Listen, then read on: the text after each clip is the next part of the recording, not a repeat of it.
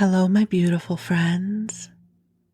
I am Laurel Bleadon-Maffei with Illuminating Souls, welcoming you to this episode of Sleepy Bedtime Blessings, a podcast designed to help you rest, relax, and fall asleep, all while deepening in your connection with your beautiful team of angels who love you so. If we're meeting for the first time, I am an angelic practitioner, a spiritual teacher, and an encourager of souls. And my favorite thing in the world is helping you connect with the angels and also helping you open to the beauty of all that you are. And during my daytime hours, I do this through one-on-one angel sessions, soul mentoring, and a variety of classes designed to inspire your spirit. And you can learn more about that at my website, illuminatingsouls.com, where you can also sign up for my daily inspiration email blast, where I will send you an inspiring email every weekday. But for now, the angels and I are here to bring you love and to help you rest. So as most of you know, this podcast is born out of my love of sleep podcasts and my love of the angels too. It is a mashup of my two favorite forms of self-care. I have been listening to sleep podcasts for years, and curling up in bed and picking a podcast to listen to has really become this sweet and gentle moment in my day when my whole beingness, my body and my mind and my spirit recognize that it is time to go to sleep. I'm a big believer in the power of rituals and consistency, and getting ready for bed is one of mine. I typically turn down the bed about an hour or so before it's time to crawl in. And then when I am ready for bed, I can just slip right in underneath the covers. And then I put in my earbuds because they don't bother me when I sleep. And I select an episode from one of the several podcasts that I listen to. And I turn the volume down relatively low, so it doesn't have to be as loud as, let's say, if I was listening to an audiobook and wanted to pay attention, I turn it down a little lower than that so it's not so obvious and it demands my attention. But it's there as an invitation to listen. And my recommendation, if you're new to the world of sleep podcasts, is to give it a few tries. It may not work for you right away. But what I have found is learning to listen to a sleep podcast is a bit like building a relationship. Your consciousness will grow more comfortable with the sound of my voice and the rhythm and the content. And it almost becomes this Pavlovian experience where this becomes a gateway for sleep and for rest.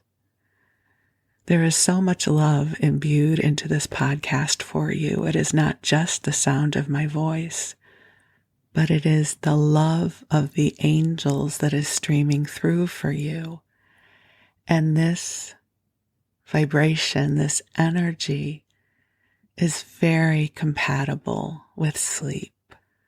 when I used to do my angel circles and I would be channeling messages from Josephus, that's the group of guides that I channel, people would find themselves growing very tired and the guides would laugh. They would say, "It is not because we are boring.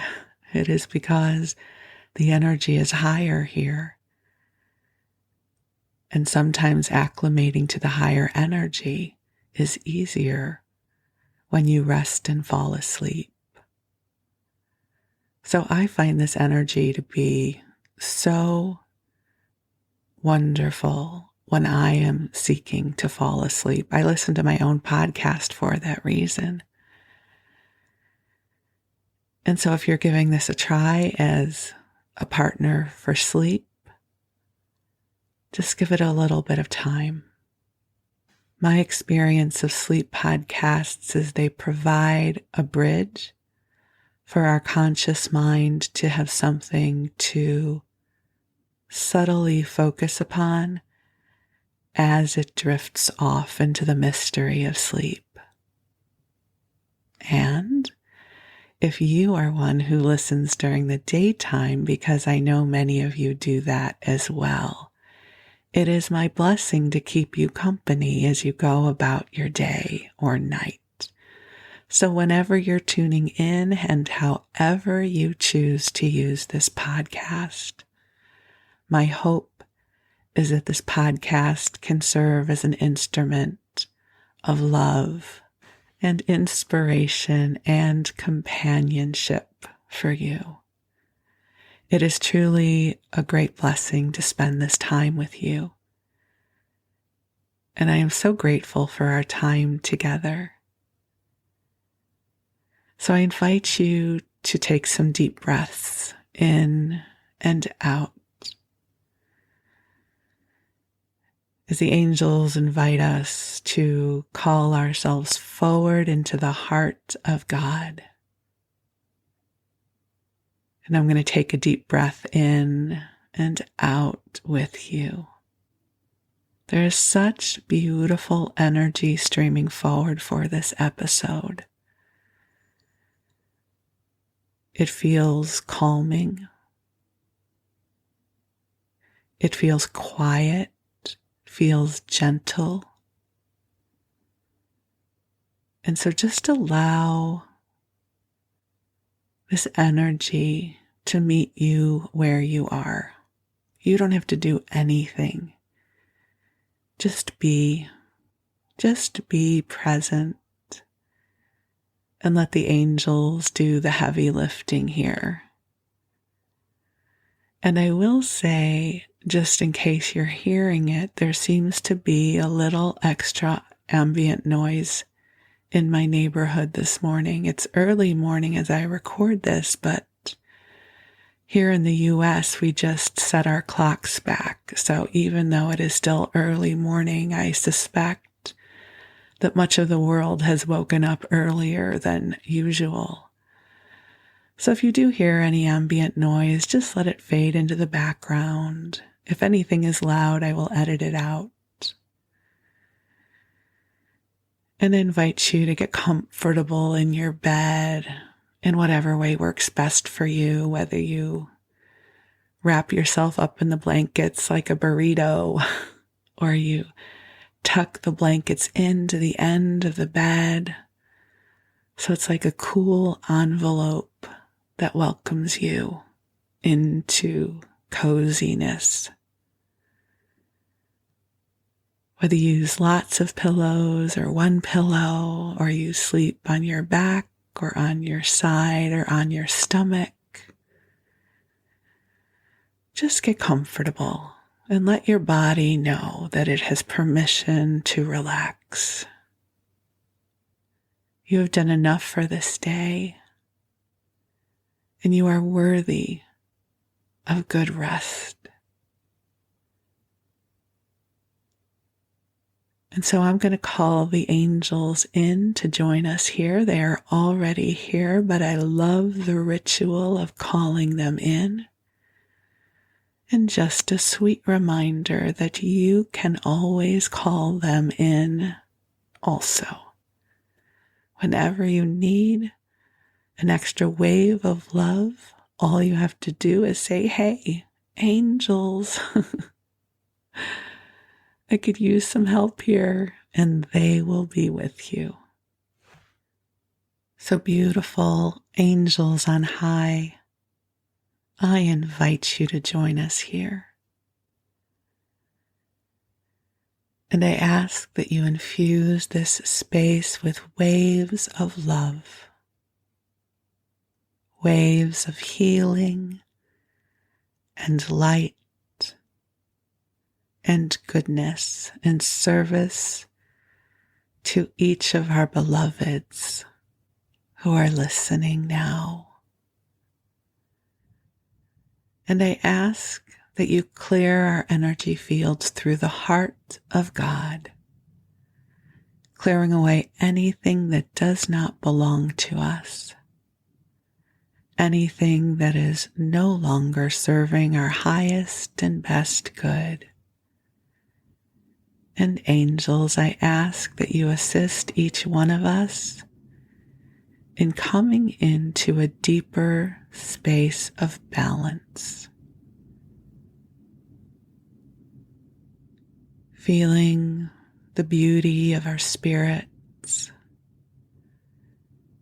and helping us to remember who we are as divine beings in human form. So, dear ones, just take some nice breaths in and imagine and visualize, allow it to be so that the angels are filling the room that you are in with a soft pink light that is filled with love for you. And just breathe. And if you'd like, this soft pink light can travel to those you love, those who you carry in your heart. And the angels will send this missive of love to them in your honor. So just take a deep breath in as this love ripples throughout the timeline of your life. You don't have to do anything. This is not your personal energy that is being transmitted. It is angelic love that is timeless and limitless. So you just breathe and allow this love to ripple forth. And the angels are acknowledging the intensity of the transits that we are navigating. As I record this, it is early November 2022, and I realize you may be listening to this far beyond this initial broadcast date. But in this moment of this recording, the energies have a tremendous intensity to them. So you may be feeling unsettled. You may be feeling a bit more tired than usual. And just take some deep breaths in and allow the angels to help you balance your energy. And it may seem like I'm always talking about how intense the energies are, and I have a sweet story I want to share with you. This is not the bedtime story yet, so that will come soon. But years ago, it must have been somewhere around 2012, when all the hype was about the 2012 portal, and the energies were very intense. And in one of my angel circles, someone asked Josephus and the Wisdom Council, when will the energies settle down? And they said, well, we have good news and bad news. The bad news is they're not settling down. Energy is always changing based upon what is happening in the collective, what is happening in the universe. And so you will never go back to what once was. But here's the good news. You are an ever-evolving being. You are a resilient being. You are a vibrational being.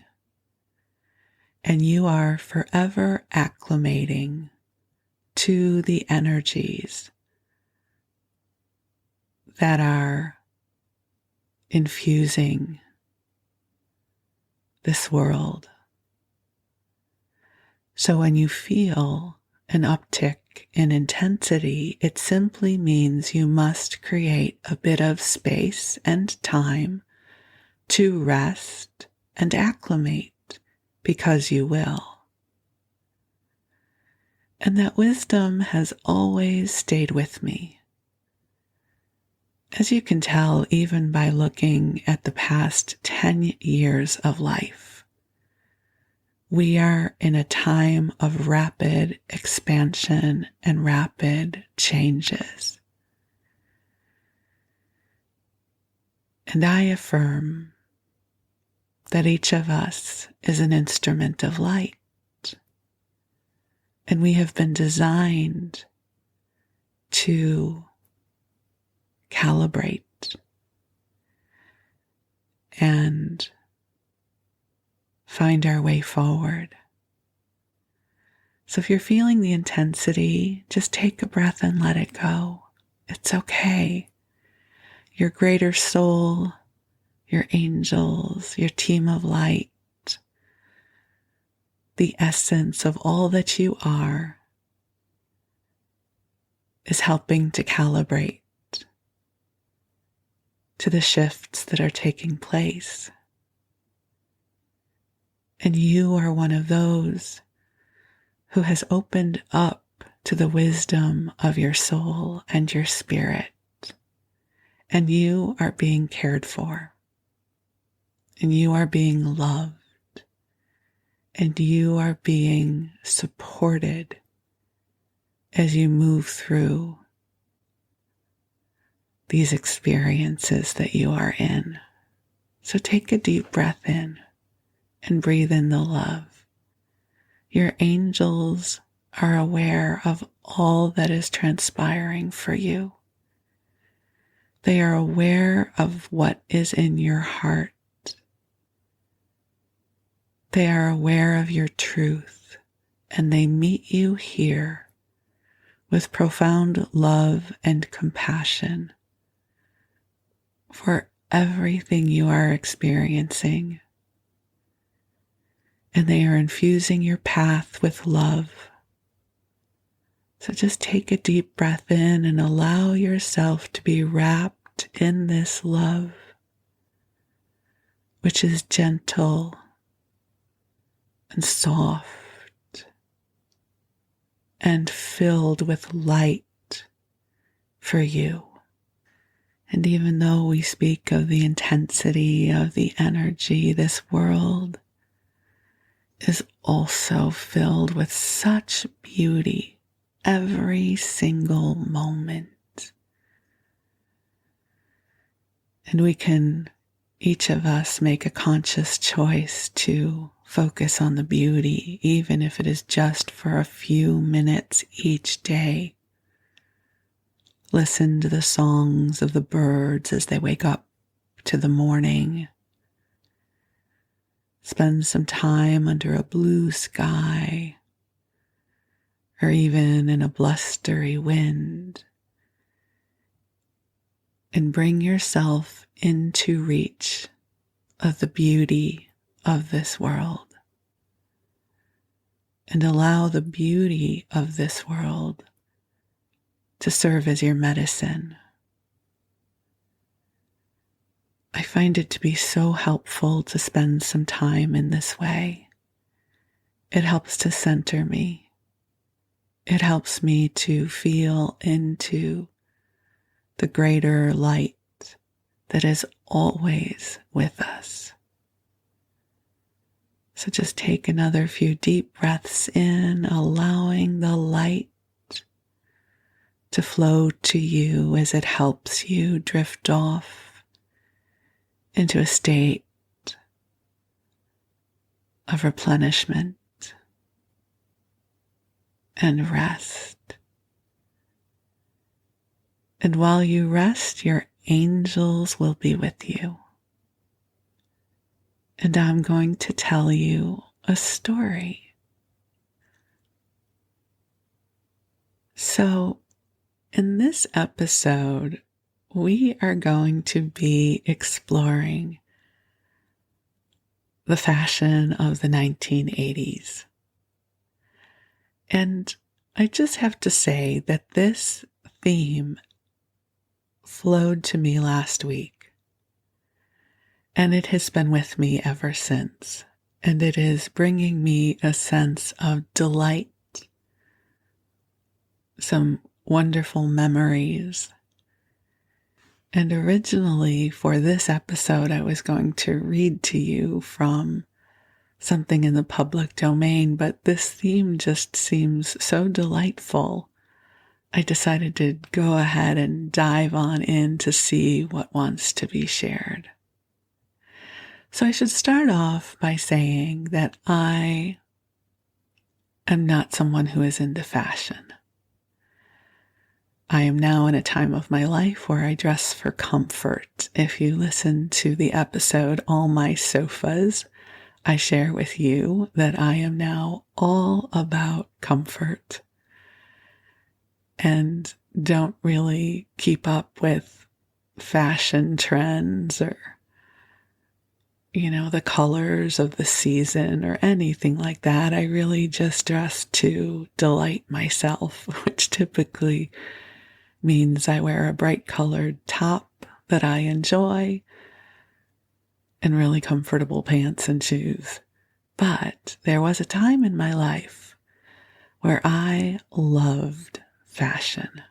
And when I talk to you about the fashion of the 80s, just to set expectations, I am not sharing about this as someone who is going to give you an important historical perspective on the fashion of the 80s, because that is not my jam.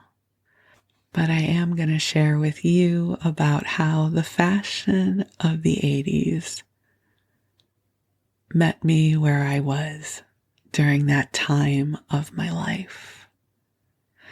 So, to set the stage, somewhere around 1982, so I would have been 20 years old, somewhere around there, it might have been a year earlier or a year later, I went to a diet program with my mom. For those of you who have listened, you will know that I have spent most of my life in a large-sized body. So up until that point, I was someone who had always had to shop in plus-sized clothing stores. Lane Bryant, the primary one at that age stage. And my mom and I wound up going to a program called Diet Workshop, which is similar to Weight Watchers. And it just happened to be a time of my life where I was able to stick to their program, and I released weight. I lost about 80 pounds. For anyone who has been overweight for most of their lives, you may have had a similar experience where there was this glorious moment when whatever you were trying worked for you. This worked for me. And I was young enough that my system responded. And so somewhere around 1982 or 1983, I was normal sized, not skinny. I was a size 14, but as a size 14, that meant that I could shop at normal sized clothing stores, which back then was a really big deal. It might still be a big deal, but it's not a big deal for me. We've already established I have a very limited wardrobe and my needs are met, for which I am grateful. But back then, to be able to break up with Lane Bryant, I was overjoyed that I no longer had to shop there. And the shop where all of the other girls my age shopped was the Limited. Now, perhaps you are of an age where you also remember the Limited. It was a very popular clothing store at the time. It was a chain. They were in malls across the U.S. I don't know that they were international, but if you lived in the United States and you were of that age stage, you likely remember the Limited. The Limited's strategy, at least the way I remember it, was that they had a limited number of designs that they created for their store. So if you go to a department store, typically a department store will have lots of different manufacturers, so lots of different styles of clothing, a lot of options. The Limited might have 10 kinds of shirts and 10 kinds of pants and 10 kinds of skirts. And then they would make them across their size ranges and across different colors.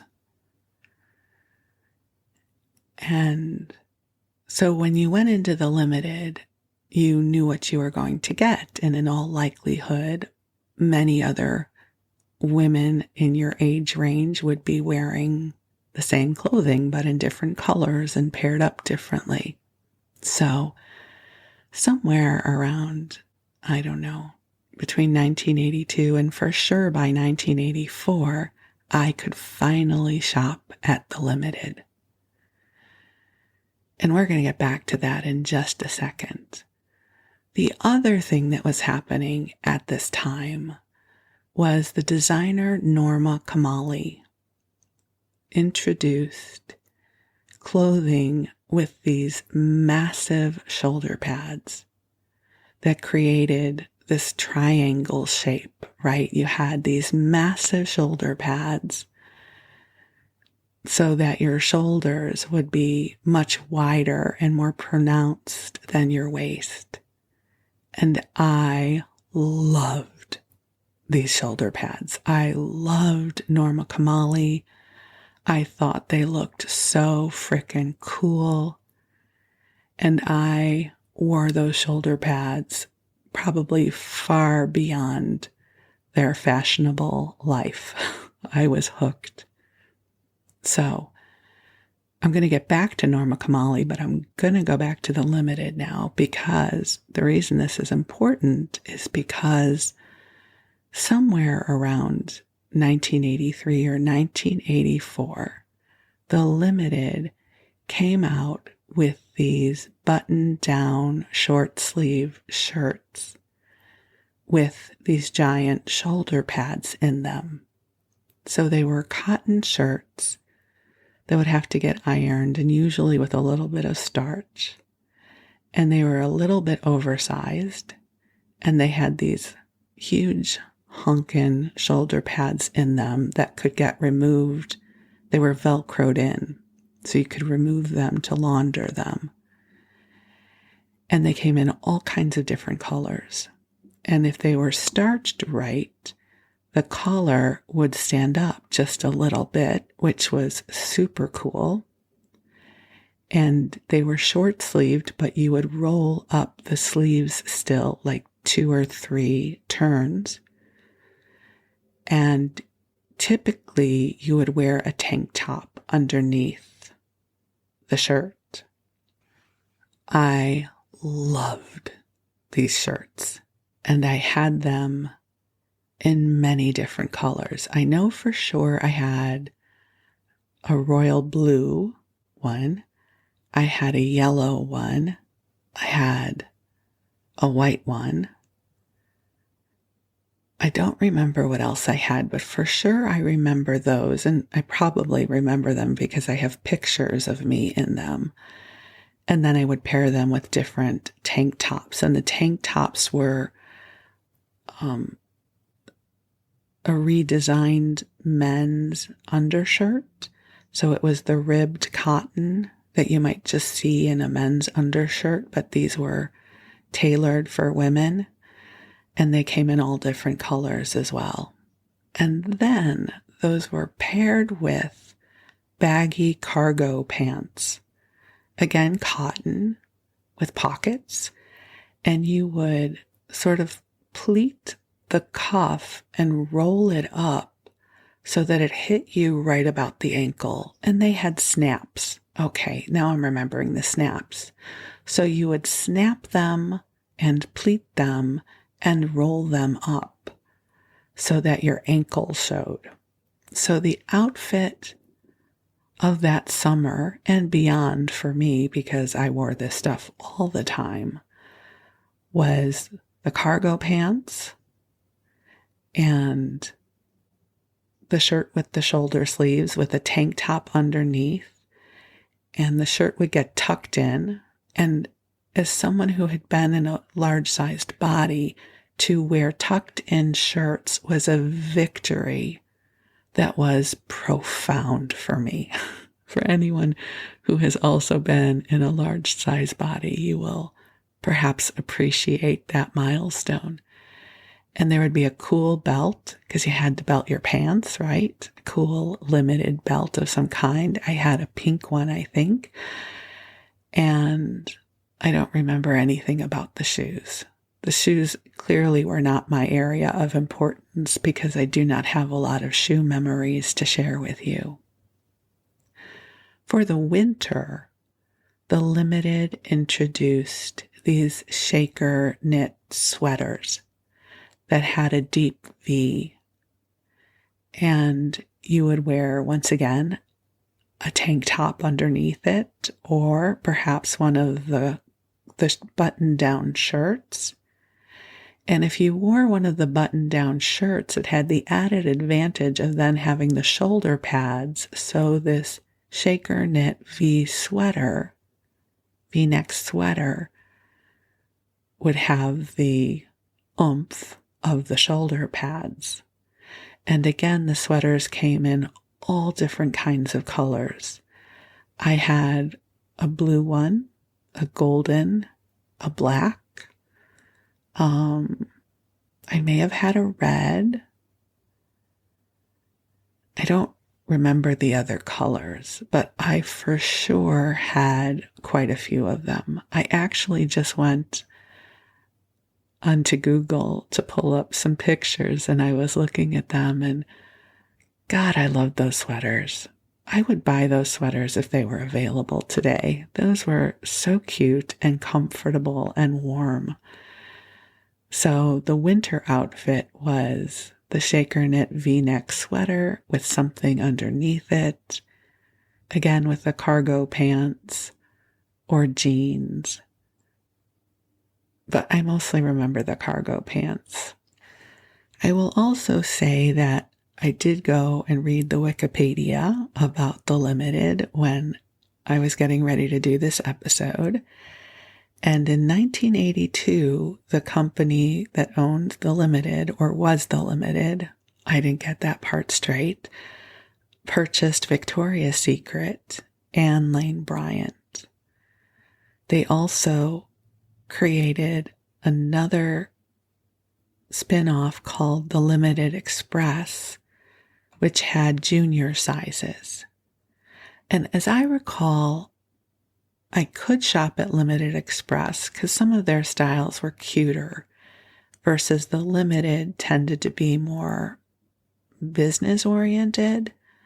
But I was a bit challenged shopping at Limited Express because I didn't fit into size 13. For one glorious moment, I fit into size 13 pants, and they fit me for a few months, and then that era was over. The other thing that was in style around then were printed denim jeans. So I had a pair of floral denim jeans that were so cute. I had a pair of striped jeans that I loved. And those went really well with the shaker knit V-neck sweaters. So now let's go back to Norma Kamali, because she plays a huge part in my fashion journey of the 80s. So she is the one who brought in these giant shoulder pads that I loved so much. Her clothing was very expensive and was sold in the higher end retail stores like Marshall Field's. Now, for those of you who have been listening to the podcast, you may remember the early episodes where I shared with you about how I had an internship at Marshall Field's in their corporate video department, and I worked at their State Street store.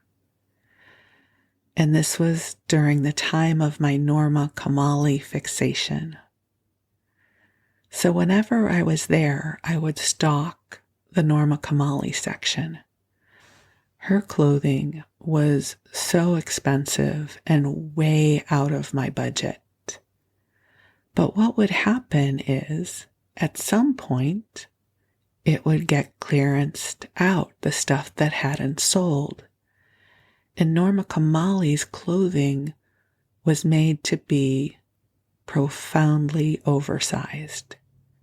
So something that was a size small might fit me, even though it wasn't designed to fit me that way, but it would. And so for that beautiful time of my internship, I was able to purchase quite a few pieces of Norma Kamali. A few of them I still have. But let me share with you what I was able to purchase. I'm going to start with the most wonderful thing I was able to get, which was one of her formal dresses. It was a crushed blue velvet that was glorious. It had the shoulder pads, and it came down in these dolman sleeves, so these big sleeves, and then it caught up in a cuff with pearl buttons on it. And then it was kind of balloon shaped down till it reached right around the thigh area. And then it went into a tube that also had snaps on it so you could walk. It was one of the most beautiful dresses I had ever seen. And I could get into it, which was amazing. And I wore that dress for just about every Christmas party, every formal event that I would go to for years following that beautiful moment. And this dress had a life of its own. And here's what I mean by that. In the late 80s, when I was working for the Samuel Goldwyn Company, Samuel Goldwyn Jr. was producing the Oscars. And one of my friends at work was going to be working backstage at the Oscars, and she needed a dress to wear.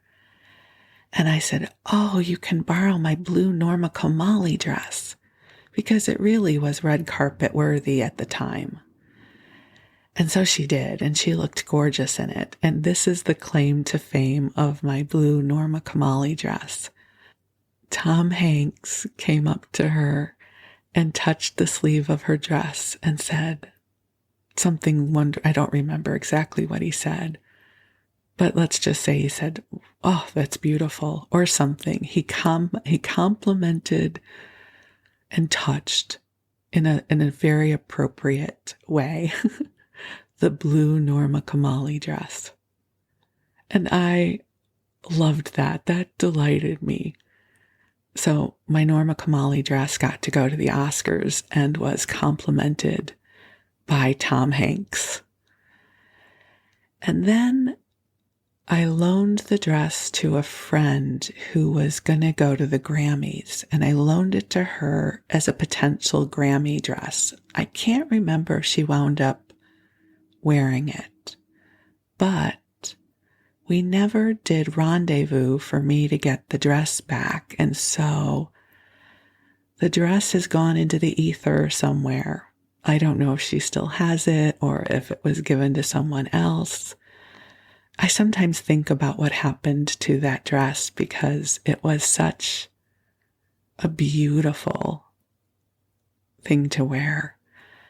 But I hope wherever it is living a good life and has traveled to even more wonderful extravaganzas.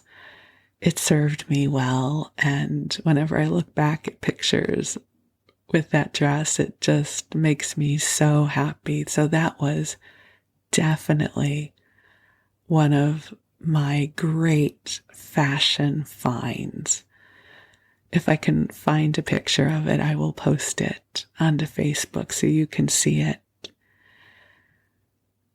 Another cool thing that I got of hers was this yellow rain jacket, and it was made of raincoat material like a fisherman might wear.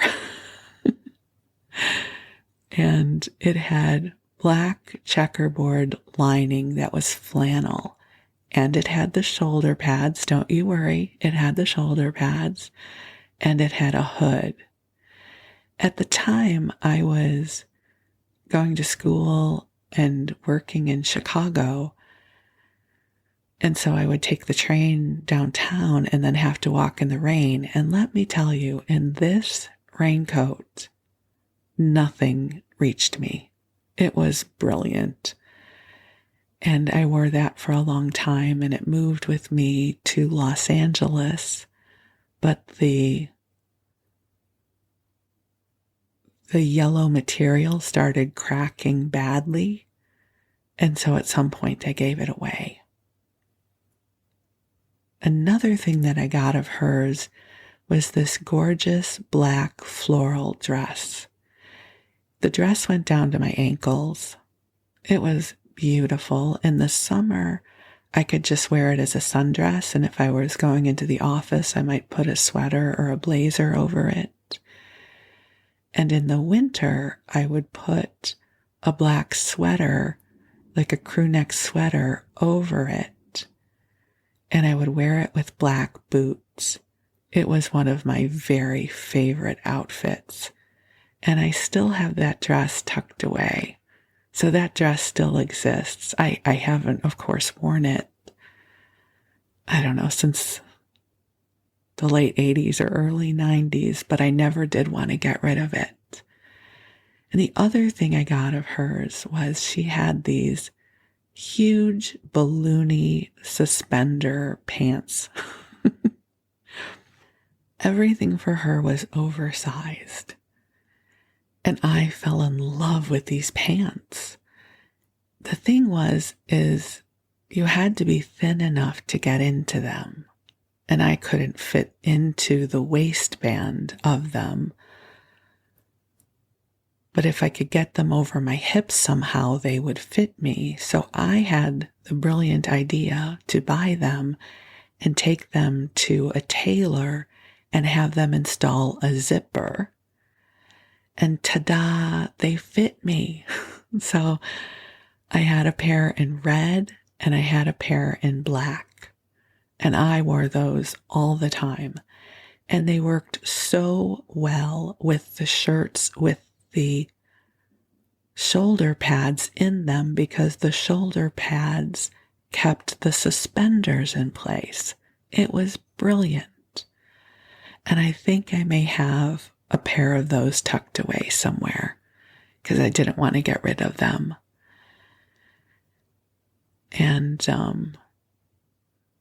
back to the shoulder pads in the limited shirts, I would take those out and put them into everything else. So I would put them into my sweaters. I repurposed those shoulder pads all the time until they were just no longer fashionably appropriate. That was a sad day when I had to retire my shoulder pads because they made me so freaking happy.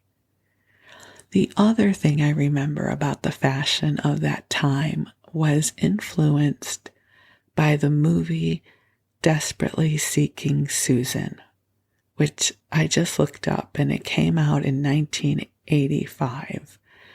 And it's a movie with Rosanna Arquette and Madonna. And a huge part of the fashion of that time was layering things that were not meant to go together, but looked super cool. And everything was oversized.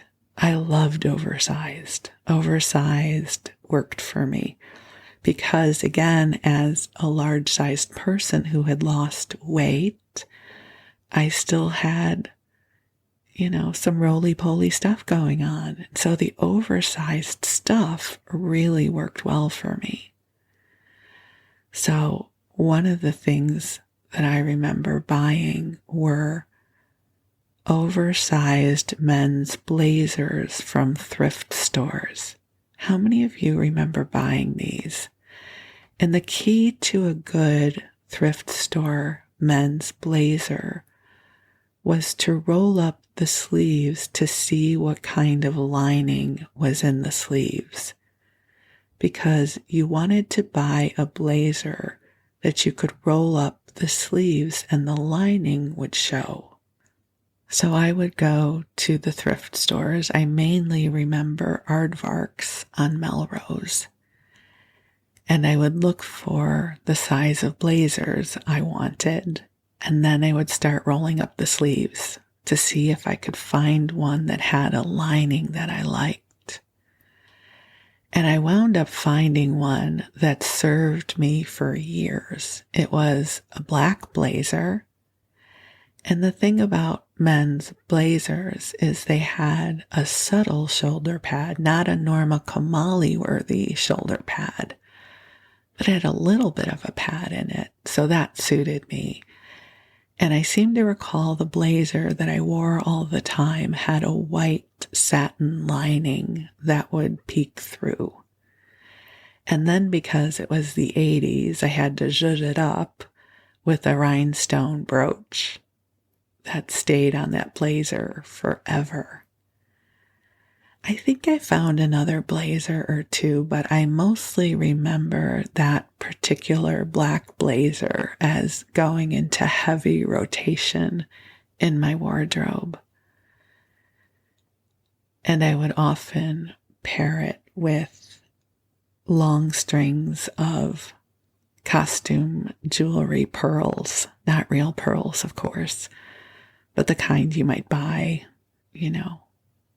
at Robinson's May at the time, or the Limited, of course, because you go into the Limited and they would have all this styled with many layers of things. You would have the V-neck sweater with the camp shirt, right? The button-down shirt with the shoulder pads underneath, with the tank top underneath that, and the cargo pants and the belt and the long strand of pearls. And we all wanted to look like that. Well, you know what? That is a gross generalization. I wanted to look like that. Perhaps you did too. I don't know, but I for sure did. So I was all about layering this groovy stuff, with the collar sticking up just a little bit in the back. And I can't talk about the 80s fashion without talking about 80s hair. Because by now you must realize that 80s fashion was all about being really extra. Big hair was a huge part of 80s fashion. Giant, huge hair. Now you'd think this is great for you, Laurel. You have giant, huge hair. But what you may not know about me in the 1980s was that I did not want curly hair. Nowadays, curly hair is a huge market. The curly girl method, people teaching you how to manage curly hair, that did not exist in the 80s. Curly hair was not cool. Yes, people got perms, but the thing about getting a perm is you could then choose not to get one and your hair would be straight. I spent so much of my life trying to have straight hair. So I would blow my hair out, and they didn't have the cool things that help you get straight hair now. Those did not exist in my day. So I would spend a lot of time trying to blow dry my hair straight. And then I used a straightening iron, which is very common now, but back in my day, they were not heavily used. You had to go to a beauty supply store to buy one. And then I would set my hair in hot rollers. Like, it was an endeavor to try to style my hair. And then I would tease my hair up a little bit so it would be a little bigger. It was a whole thing. And so in many of my pictures, I have huge shoulder pads, a blazer, a rhinestone brooch, some pearls, knotted up, and giant hair. I was so groovin' with my bad self back in the 80s.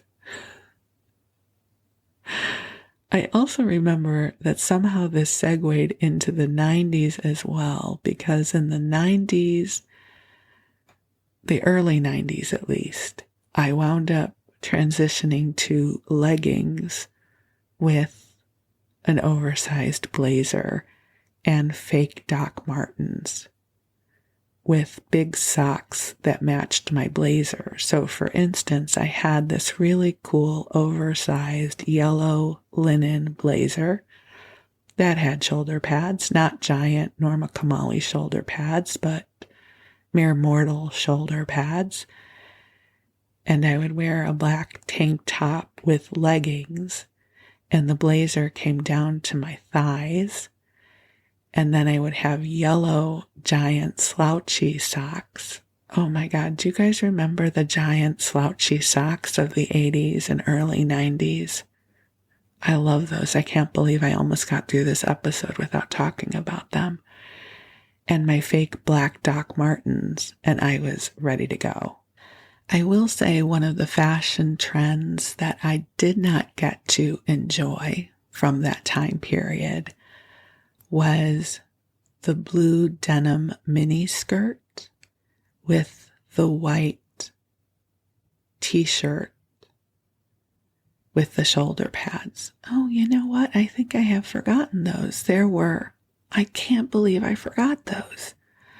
Okay, well, I'm not going to go back and edit this in, so I need to amend my limited clothing to include the cotton t-shirts with the shoulder pads, because they had those too. I just remembered those, and I loved those. But I'm just remembering when I moved to Los Angeles, and I would be lonely on a Saturday night because I really didn't know many people there then. I would go to Westwood on a Saturday night, and Westwood Village was wonderful back then. There were movies and restaurants, and it was always crowded.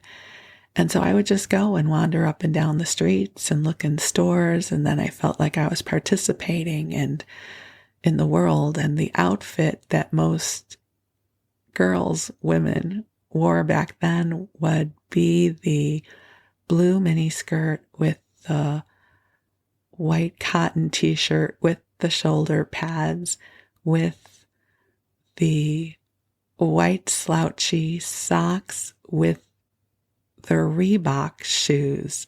Oh my God, I'm remembering those now. With the two Velcro straps. Do you guys remember those Reebok shoes with the two Velcro straps? They went up to the ankle. And that was the outfit. That was the cool outfit for at least one of the summers. I didn't have the right body for a mini skirt, so that didn't work for me. So I think I probably did that outfit with shorts or something like that. Oh, it's all coming back to me now. The Reeboks and the slouchy socks and the t-shirts with the shoulder pads. How could I have left those out? Oh my gosh, I'm so glad I remembered, because if I remembered that in 20 minutes after I finished recording, that would have troubled me. So my 80s wardrobe included floral pants. I had a pair of black floral pants that I loved. I had boots. I loved boots. My cousin Susie, who listens to this podcast, once bought me a pair of awesome cowboy boots that I wore to death, that I loved so much. So anything that I could pair boots with, or an oversized sweater, I was very into oversized. So leggings with boots and an oversized sweater, and I was in love. So I have lots of pictures of sweaters and boots and leggings in my archives. And it was a time of my life when I loved being fashionable, and the fashion spoke to me. You know, I think as I got older, the fashion just no longer really spoke to me. And I segued into comfort. And, you know, it's not, when I worked in an office, even up through 2005, I cared about what I looked like. It's not that I didn't look nice, but I don't remember having a passion for clothing like I did back then. And also, I should say, at some point, I did gain weight and had to go back to shopping at Lane Bryant. But at that point, Lane Bryant's clothes were much, much cuter. So I still was able to buy adorable clothes at Lane Bryant. And I've never gotten out of shopping in plus-size clothing stores, really, since then. Which is fine, because it's a much different world now, and it's much easier to shop for clothes, and I just don't care as much. But those are my glory days of 1980s fashion and how it intersected with my life. And I love that I got to have those experiences. And I love that I got to wear outfits that I enjoyed and felt cute in and expressed myself. So this was my rambling down memory lane of the fashion of, oh my God, almost 40 years ago. Is that crazy that that was 40 years ago? Oh my God. Wow. So I have no idea what's in fashion right now. I just wear what I like. But I do have some of my old treasures chucked away in boxes in the attic that I just don't want to get rid of. They carry good memories for me. And somewhere out in the world, hopefully my blue Norma Kamali dress is living its best life. And so I hope for you, maybe this has brought back some lovely memories for you of a time in your life where clothing helped express who you are. And so with that, my friends, I'm going to wish you sweet dreams. And I'm going to send you a whoosh of love. And I am so deeply grateful for you. So you rest well. I love you very much, and I'm grateful for the gift of you. You are precious in this world, and it is truly a blessing to get to spend this time with you. So we'll talk again soon. You be well. Thank you.